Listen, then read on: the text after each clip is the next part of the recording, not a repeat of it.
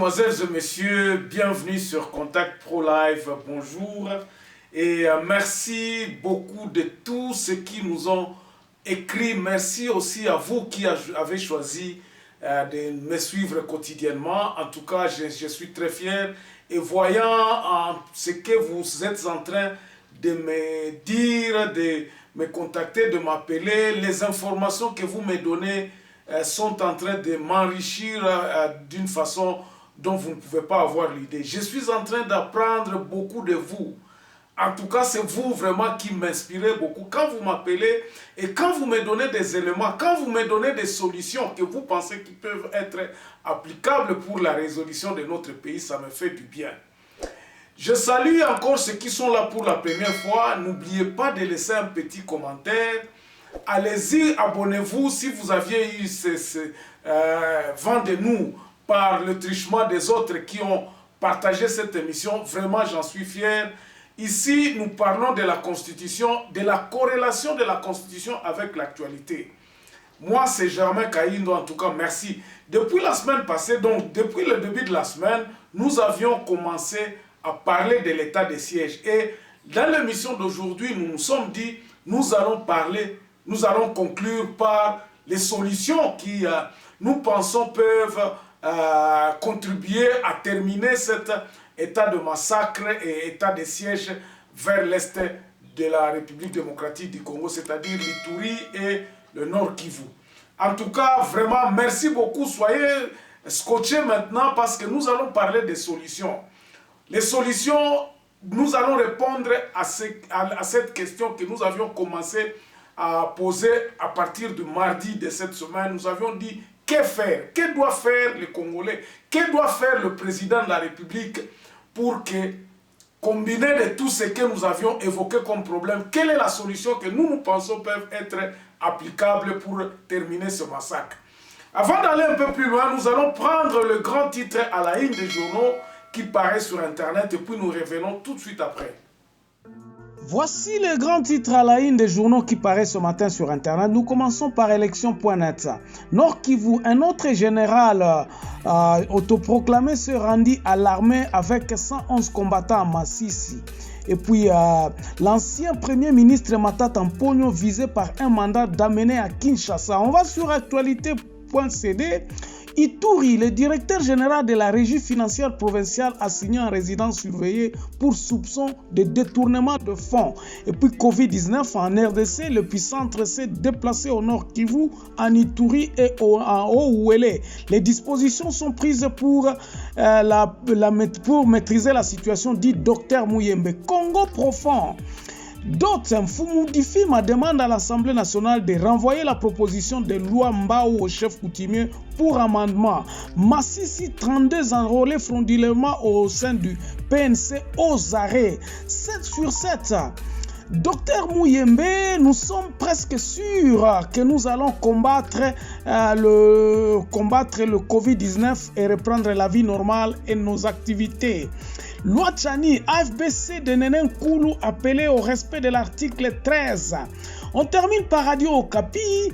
9 officiers arrêtés pour détournement de fonds destinés aux opérations militaires à Ituri. Et puis, les notables Nande et Hutu appellent leur communauté à la cohabitation pacifique. Merci, on se revoit demain dans un nouveau numéro. Au revoir. Voilà, Bandeko. Donc, l'actualité, elle est prédominée par cette histoire de la dot que ils ont fait moi somo. Député surtout, c'est comme si c'est une course à porter une loi, donc à manifester bakoki kosala, mais batumsusu bazokende na makamuna ya badot ya mariage. Nous pensons que ngai, selon moi, c'est pas le moment qu'on peut parler de cette histoire-là. Ça, c'est moi. Nous avons un problème d'organisation de notre pays. C'est ça que moi je pense qu'il faut y aller. Donc, la loi au bozo voter, elle a un impact, elle a une signification pour la réorganisation en bon cannabis. Réfléchir que non, disons, il y a d'autres. Moi, ça c'est selon moi. Ça, ce n'était qu'une parenthèse. Alors, on va entrer dans le vif de notre sujet. Donc, que faire? Bandeko, moi j'ai réfléchi, je me suis dit, nous avons 3 axes. Premièrement, il y a 3 axes où il faut que le président, disons que le peuple congolais puisse s'axer là-dessus. Il faudrait que, le point 1, que le président puisse s'armer du pouvoir, et du courage plutôt. Na pouvoir waza nango lelo, il faut s'armer na courage moko ya kolobananu, mboka oyo, advienne que pourra, comme il a dit à l'Est, que na kokufa po na mboka oyo, qu'il ait le courage de prendre ces mesures draconiennes, parce que le pays n'a pas besoin, il y a batumoko sauf tout bien tozo kende kende. Bozotala par exemple que bozoloba non, attendez encore une fois de plus, nous sommes en train de faire ceci, nous sommes. Ceci signifie que vous n'aviez pas le plan. Obandaki ozalaki na nani te, ozalaki na plan te ya koloba, ngana koya na kosilisa likambo oyo, makambo naza komona solution na yango yango.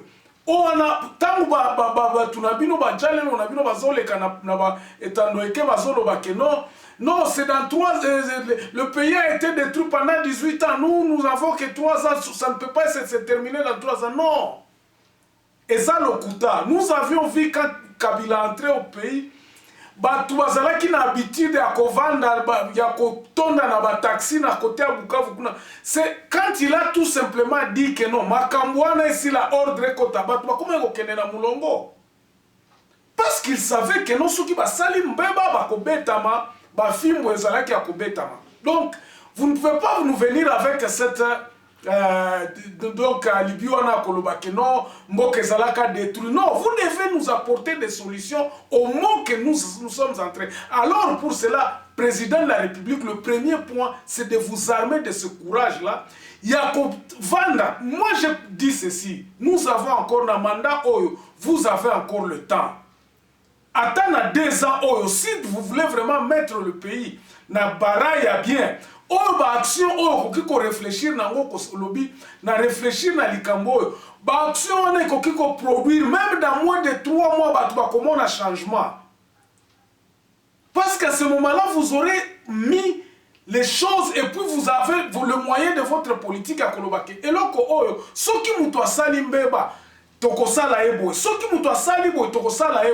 ça soit du tic au tac.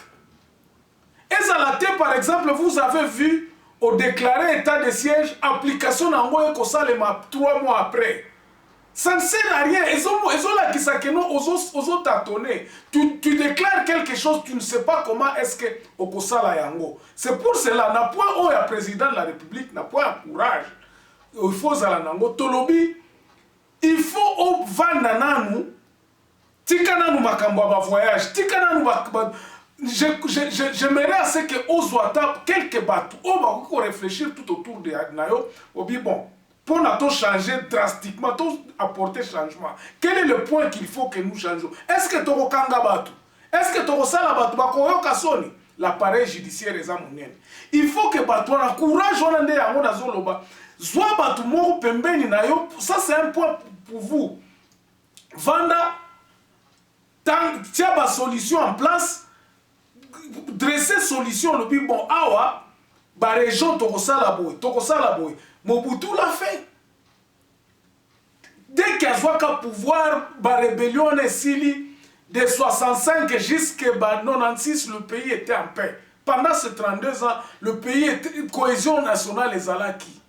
Malgré que il y avait une certaine ligne où nous remarquons malheureusement que le président de la République a une solution. Alors, qu'est-ce que tu vas penser na kati tango kozwa courage ou en tango kovanda ozolo babon, qu'est-ce qu'il faut faire? La première des choses que moi je pense que solution ezali eza ko déclarer ba état généraux ya ba territoire. Je reviens sur tout ça parce pourquoi naza ko ebisabino siko pourquoi? Parce que la solution de la République démocratique du Congo est administrative. Il faut que l'autorité de l'État soit reprise par le peuple. Autorité, il faut que le peuple, Batunyo, surtout Moutouaza na Irumu, Moutouaza na Congo central, Moutouaza na Kinshasa, va ressentir l'autorité de l'État est zongeli na maboko ya peuple. Peuple a commis un contrôle ya biloko nyonso tout. Il sera un contrôle ya biloko wana comment? C'est en leur demandant, en responsabilisant ce peuple-là à la base, en disant bino batu bozana se, bino batu bozako zanga mai, bino batu bozako zanga balabala, bino réunissez-vous pour que botala, bopesa ba solution, bo solola sur un chemin qui nous unira tous. To réfléchir na ba mibeko oyo ekoki kozala applicable. Je donne un exemple.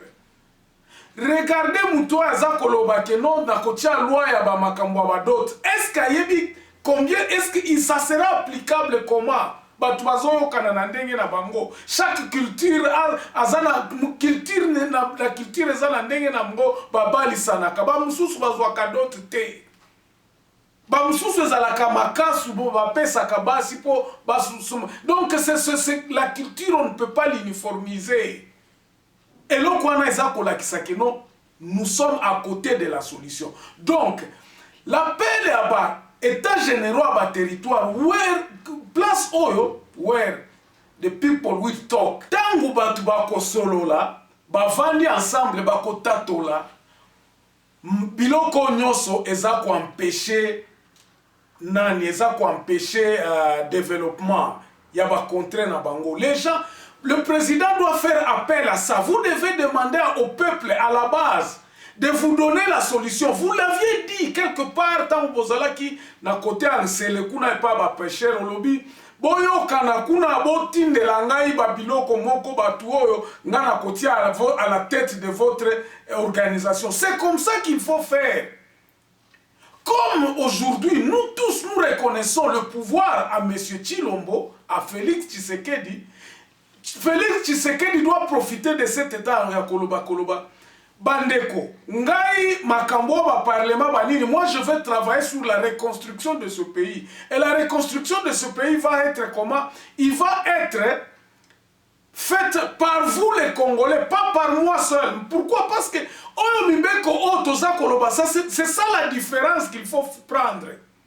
Il faut que les gens, batuna base, babanda kosoro la baloba, biso turo biso mutokoloba. Et ce sera ça la différence. Différence c'est kozala yango wana bande konangai, naza koyebisa bino. Différence yango ne kozala que le peuple à la base na ba territoire ba kobanda ko réfléchir balobi biso awa batu oyo basala kiboy.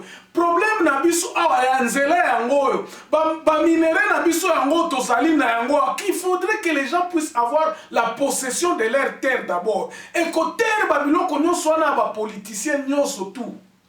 Et là, ils vont dire que non, bon, voici pour que parti politique na biso awa ezala accepter. Il faudrait que parti politique wana ezala ABCD awa na kati ya territoire na biso. Ainsi, batutangu na base bakosolola, bakotatola babiloko nyonso tout l'économie. Pourquoi mutu oyo batu oyo bayibaka boye, batu nyonso tout. Tout ça doit être fait par un canevas ya koloba, to réfléchir sur une nouvelle constitution oyo kozala accepter na batu nyonso tout. Constitution ne koki kozala te ke lisusu neti batu oyo bayaka awa na Sun City babandi kosolola oh non ba belligérant. Non, il faudrait que ça soit par le peuple congolais. Ba conférence à ba territoire wana ba état de lieu et ko aboutir na nini batu kuna bon. Maintenant que je vais parler de la contenu à la conférence wana, ils vont réfléchir effectivement sur un canevas que le président va dire voici les matières à laquelle vous allez réfléchir na côté à base, l'économie. Bon encercler babiloko nyonso tout espace vital na bino. Ba territoire il faut pas réfléchir que non na territoire na biso awa voici ce que nous avons. Batuni nango ba comprendre nani na ba assise wana ya ba territoire. Ça doit être le député effectivement ya bato bazana parlement sikoyo. C'est ça le travail que vous devez donner à ces gens-là d'aller aider les territoriaux. Ya ba territoriaux na bango place au bazala qui voter. Voici le canevas pour que tu réfléchis. Acquiring new skills used to be very complex, but it has been simplified by 4-level solutions through the Academy platform.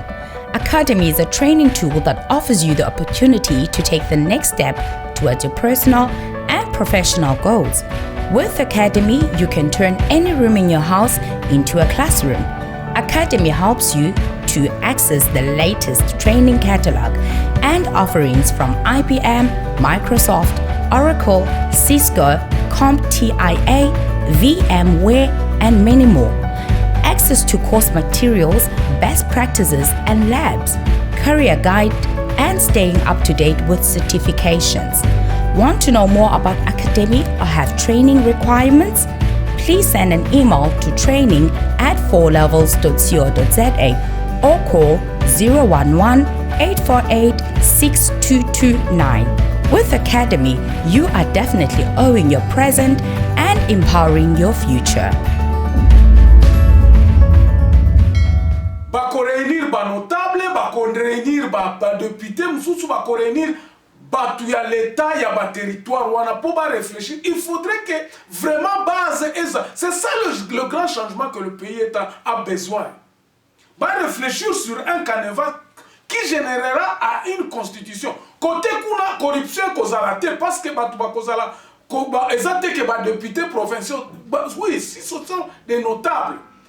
Bango moko bakoloba pona kozwa ba assise awa poto réfléchir batu ba yebani. Ils vont réfléchir sur la nationalité na kati ya banani. Je donne un exemple ya ba matière oyo, il faut que ça soit défini na niveau wana ya présidence quand le président va réfléchir en disant que non, voici les matières. Pourquoi? Parce que tant au peuple a koloba, tant au peuple a kotinda batu ba ndenge na du territoire na province. Pour compiler sikoyo ba memo wana nyoso tu oyo batu ba réfléchissa kiboy ba yokana kiboy biso wana e pa na biso makambu susu ke compagnie moko ya awa e banda ko sala bo sans que biso tozal. Il faudrait que le peuple à la base puisse donner leurs conditions, il y a viabilité en mboka na bango na ya territoire na bango, que chaque territoire puisse s'exprimer vraiment. Bas baloba. Chaque territoire doit s'exprimer en se disant, bon, voici ce que nous pensons que Ekokiko Bongisa Kouana Biso Awa. Pourquoi je dis ça? Parce que le problème qui se trouve au Congo central est différent du problème qui se trouve à Minembwe, ni à Isiro. Tu as Ituri, kuna bazana ba problème na bango ya économie mususu. Oyo, eza différent na nani. À partir de Abwana, batu ba kesiko na ba province etindi sikoyo, na epesi parlement ya sika. Parlement ya sika wana nde bako réfléchir pona ko bimisa sikoyo loi fondamentale ya sika. Oyo eko kende na bananani na référendum et puis batu ba adopter tokoti na république ya sika. Maintenant, du côté de l'armée, tant on a zolo ba courage a wezani. Il faut absolument... Laissez-moi vous lire un texte ici que j'ai préparé pour vous.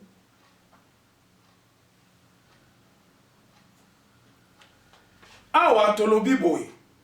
Tshisekedi doit écarter de la chaîne de commandement tous les officiers accusés dans le rapport d'enquête.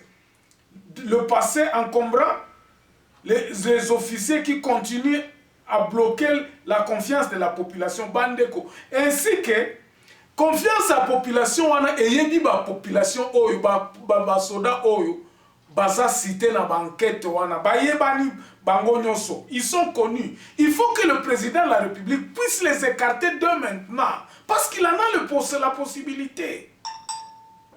Pendant que tozo kende na ba assise wana ya nani ya ba état de lié ya ba nani ya ba territoire directement na armée na biso batwana nyoso toute la chaîne de commandement ya nani ya armée na biso parce que l'armée doit rester selon le schéma on a pesa.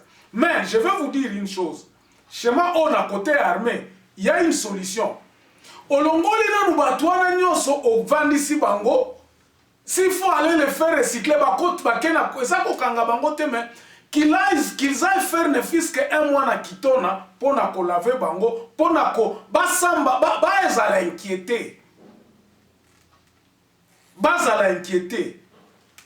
le reste ya nani ya force ya FARDC ils doivent être cantonnés baza cantonnés pendant qu'ils sont en train d'être cantonnés batu oyo bazana nani na ba conférence ya nani ya ba état de lieu ya ba province ils doivent être responsabilisés pour créer une force une police de proximité oyo eko soit relève ya armée tango armée za continuer eza cantonné et puis eza baza ko identifier bango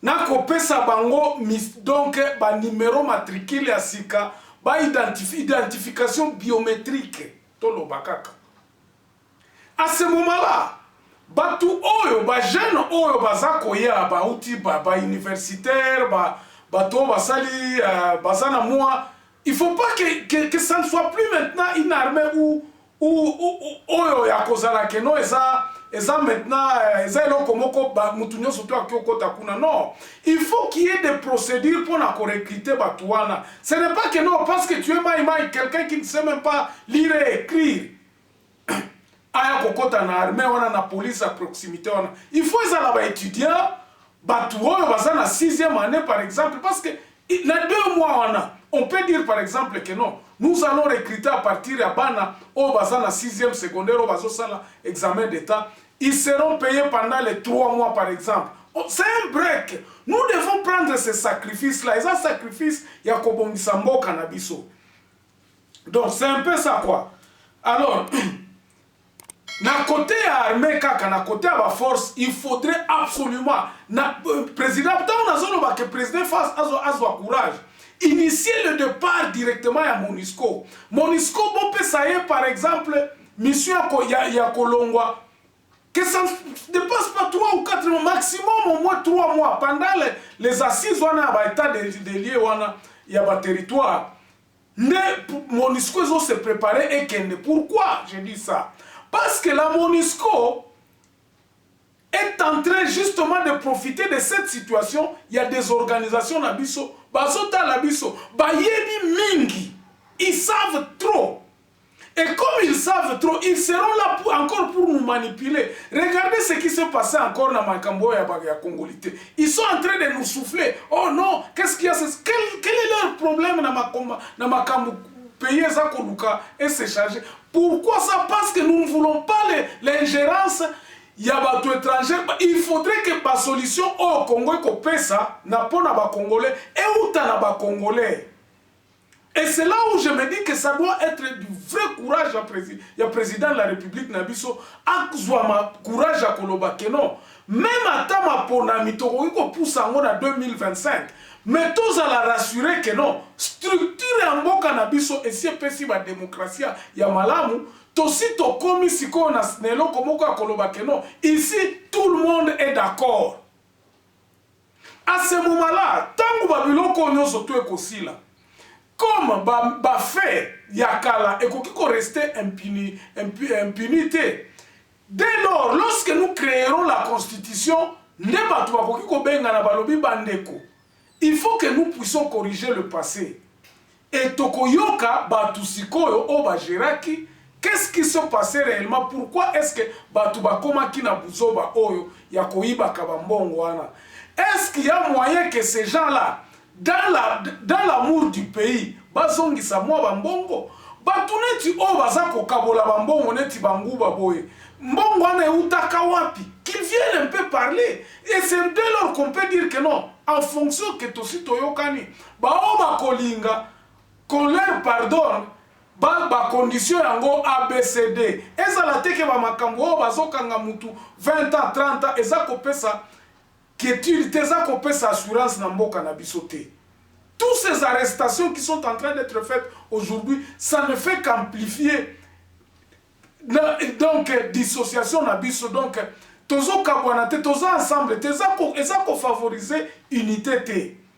Comme bato mususu bazako loba o loi Tchani ezako diviser bato, même les arrestations nous divisent. Parce que ça ne nous amène pas dans une unité nationale. Il faut que ce qui te kangabatu, tous à la peine à motema boboto pour comprendre que ces gens ont œuvré dans une situation où il était que favorable pour na bango ba yiba.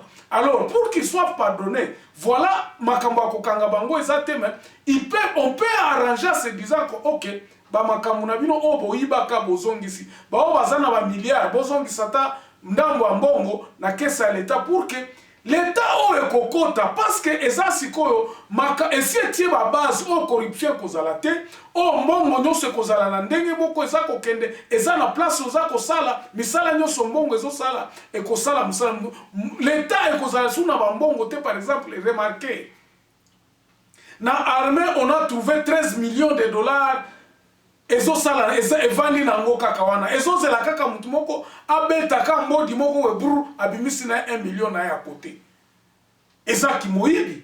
Pourquoi? Parce que les gens sont bazo zela kaka base mabumu na bango kaka, mais ce n'est pas pour leur travail. Mais si nous savons que non batu bazali ba programme ezali boyebo et on dit que ça les bien. C'est un peu ça quoi. Donc on peut prendre ces solutions. Bandeko, lelo nako suki sa awa, mais je crois que au cours de la émission la semaine prochaine, nous allons commencer aussi à développer encore des solutions parce que ces solutions ici viennent de vous. Ezo utepa na bino. Bino nde mutuboza kopesa nga ba solution, bino nde mutuboza kopesa nga ba biloko nyonso wana tout. Bon, vous m'avez beaucoup, en tout cas, appris parce que Belém tu vas contribuer pour dégager ma solution. Donc, on a expliqué petit à petit. Nous allons continuer à les expliquer petit à petit jusqu'à ce que nous arriverons. Nous surtout va comprendre la philosophie de Tozanango. C'est pour que Tokotana, 4e République, le peuple à Kozala en possession, il y a des moyens pour diriger Mboka. En tout cas, merci beaucoup pour tous ceux qui m'ont suivi. Je vous donne rendez-vous encore une fois de plus demain dans un nouveau numéro. Portez-vous bien. Au revoir.